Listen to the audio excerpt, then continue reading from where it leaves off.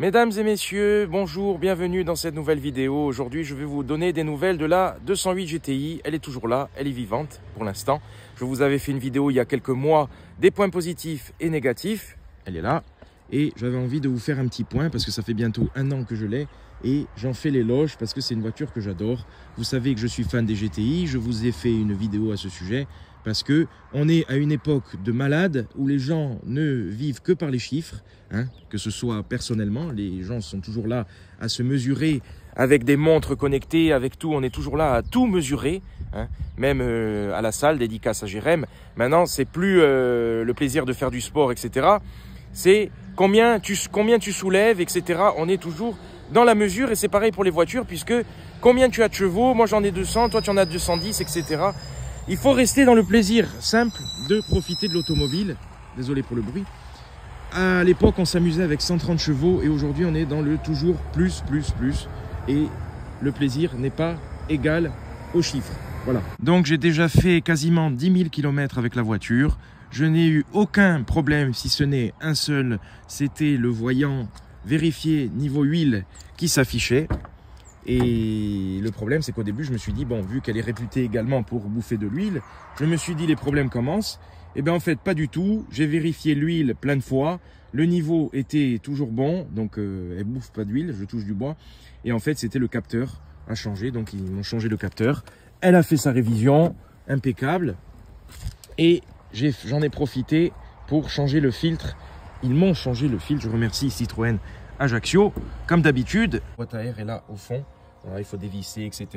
J'ai pas le temps de le faire, c'est simple à faire, mais il faut dévisser le coude ici pour accéder, alors qu'il y a des boîtes à air très simples où vous ouvrez et puis vous changez le filtre, comme dans la Clio. Donc elle a un filtre Cayenne, même s'il n'y a pas l'autocollant, c'est pas grave. Le THP, il est toujours là. Donc en fait, après 50 vérifications de niveau d'huile, j'ai tout de suite compris que c'était potentiellement le capteur, et c'était le cas. Il a été changé, ça m'a coûté 60 €, 70 €, je sais même plus. Mais voilà, rien de grave, franchement. Je ne peux pas appeler ça une non-fiabilité. Après, je ne fais pas l'éloge de la fiabilité, je vous fais juste le point. Je vous avais fait une vidéo sur les filtres à air sport, Cayenne, BMC, etc. Ici, un Cayenne, ça change légèrement le bruit. C'est un avis personnel et plusieurs personnes l'ont constaté. C'est vraiment minime, c'est quelques décibels. On l'entend, surtout à l'intérieur, forcément. À l'extérieur, c'est très léger, mais ça change un petit peu. Ça ne change pas grand-chose, mais c'est toujours mieux. Sinon, pas de modification sur la voiture. J'ai commandé quelques autocollants et qu'est-ce que j'ai commandé aussi? Les bouchons rouges de valve, enfin 2-3 petites conneries pour la personnaliser à moindre coût. Et voilà, une petite coque de clé à la con. Alors, il y aurait en carbone, j'aurais commandé en carbone, mais j'ai pas trouvé. Voilà, sur la Mercedes, j'avais la clé effet carbone. C'est toujours bien de mettre une coque de clé. C'est des petites conneries, c'est du futile, mais je vous montre pour vous montrer, hein, ça vous donnera des idées. Alors, autre point, les tapis. Voilà. Les tapis sont enfin là. Alors, je ne les ai pas encore ouverts. Je ne connaissais pas du tout ces tapis. Ce sont des tapis officiels. Je remercie le groupe Minicone, d'ailleurs. Ce sont des tapis officiels avec le logo S. Alors, on reconnaît la typographie du logo GTI. Il y a plusieurs niveaux de tapis.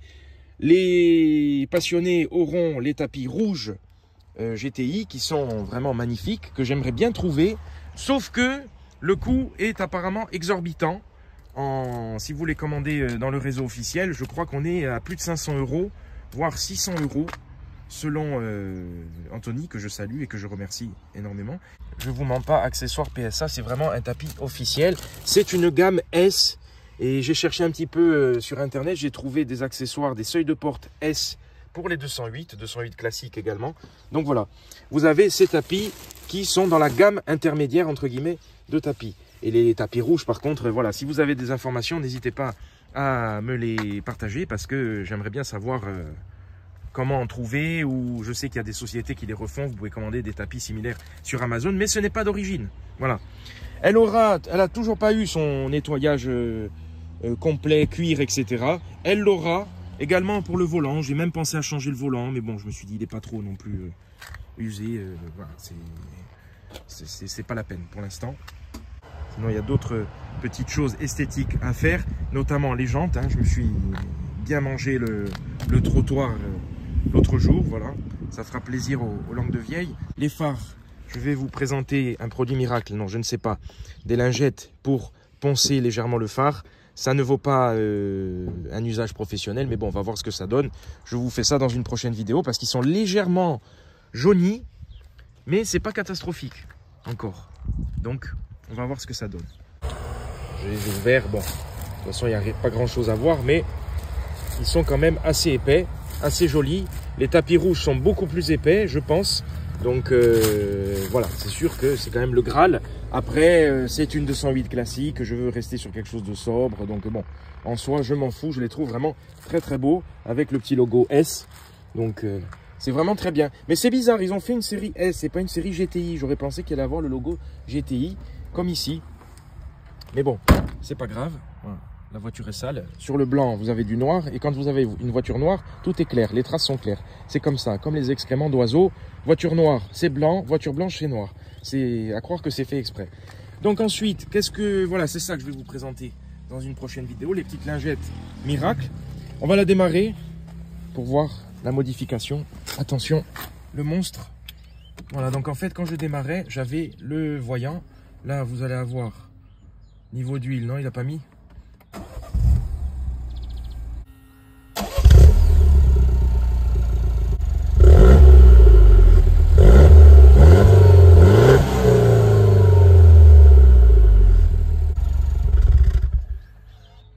Donc après 10 000 km, le bilan est très positif, vraiment une voiture, vous avez un vrai plaisir de conduite, une boîte méca qui est très agréable, une belle sonorité, que ce soit à l'intérieur comme à l'extérieur, c'est tout à fait suffisant pour moi.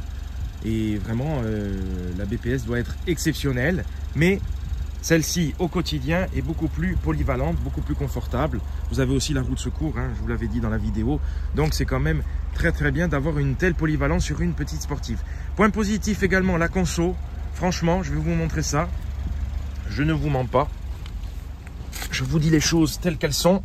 Jérém a été bluffé par la conso, parce qu'avec son GLA, il était 13 litres au 100, forcément, hein, on compare ce qui n'est pas comparable. Mais regardez là, en roulant un petit peu sport, 8 litres 8. Et sur 7000 km, j'ai pas les 10 000 malheureusement, je l'avais remis à jour, on est à 7 litres 8. Franchement, pour une sportive de ce niveau, 7 litres 8 de conso en conduite, pas toujours sport, mais c'est quand même exceptionnel et c'est à saluer parce que ça permet d'avoir une sportive économique. Autocollant Peugeot Sport, je pense le rajouter ici, je vais voir pour lui donner un petit peu plus de cachet. Heureusement qu'il y a ce petit Peugeot qui fait un petit peu plus sport. L'avant est très sobre, donc c'est vrai que bon, elle passe partout, hein, vraiment, mais c'est ce que j'aime. Et ouais, du coup, bilan très positif, hein, franchement, une voiture, comme je vous dis, que je n'appréciais pas forcément sans la connaître. Et j'étais fan de la Clio RS, et puis au final, maintenant je crois que je suis plus côté Peugeot Sport. Non pas parce que je l'ai, c'est surtout parce qu'il y a le plaisir de la boîte méca. Il n'y a aucun bruit parasite à l'intérieur alors que la voiture a 76 000 km. La Clio RS, je le redis, mais elle était neuve et j'avais déjà des bruits parasites, les plastiques qui craquaient, etc. C'était catastrophique. Donc, c'est des petits détails, mais au quotidien, tous ces bruits parasites, voilà, on s'en passe. Donc, vraiment, une voiture très agréable, très dynamique. Le châssis est vraiment bon, même si ce n'est pas la BPS. Je suis bluffé, justement, par ses capacités. C'est même étonnant, je pense à Jérém, je le salue. Il est monté avec moi l'autre jour. Il était surpris par les capacités de la 208, alors que ce n'est pas une BPS, justement. Quand c'est une BPS, on s'attend justement à quelque chose de radical. Et j'en reviens à ce message que j'essaie de vous transmettre. Hein. Je ne suis pas curé, mais bon, je vous transmets quand même des valeurs. J'essaye des valeurs simplistes, de sobriété, voilà, des valeurs où on ne se prend pas la tête, parce que je vois trop sur Internet les gens qui se bouffent pour des chiffres, pour les chevaux, etc. Enfin, c'est du n'importe quoi. Après, bon, je n'ai pas le pouvoir de changer les gens, mais si vous avez une GTI, profitez. Si vous avez une Swift Sport qui a peu de chevaux, eh bien profitez, parce que c'est des voitures très plaisantes. C'est des voitures collector qui sont quasiment disparues.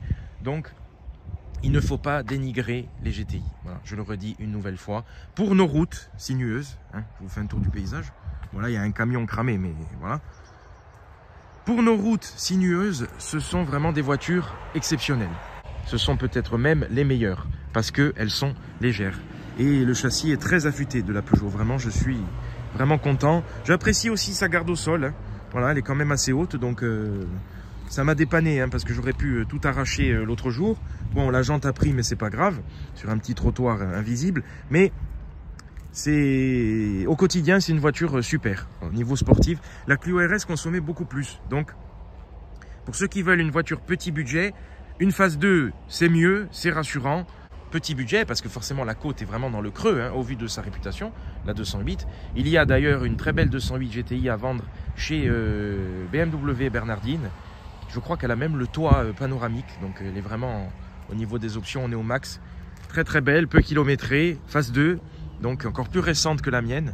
Donc voilà, je vous mettrai le lien vers l'annonce. Je ne fais pas de pub, mais voilà, prenez la typographie GTI qui est la même que sur les tapis. Voilà quelques nouvelles de la 208 que j'apprécie toujours autant et qui est toujours là. Hein. Pour l'instant, ça va faire bientôt 1 an. C'est le miracle. Je ne change pas. Et donc voilà le message. Hein. Profitez des 208, profitez, qu'importe le blason, pourvu qu'on ait l'allégresse, comme je dis toujours. Peu importe la voiture, appréciez les choses, restez ouverts et ne restez pas dans ce truc des réseaux aussi. C'est les réseaux qui nous détruisent hein, parce que c'est toujours le plus, toujours l'apparence. Et j'essaie d'être à contre-courant de ça justement et rien ne vaut la simplicité, l'authenticité, le naturel, être soi-même et être ouvert sur notre belle passion. Restez aware, comme dirait un certain Jean-Claude, profitez de l'automobile, qu'importe les chevaux, c'est pas grave, on s'en fout. Ce qui compte c'est le plaisir automobile et profitons tant qu'il est encore temps parce que l'automobile est en voie de perdition. Donc à bientôt les amis.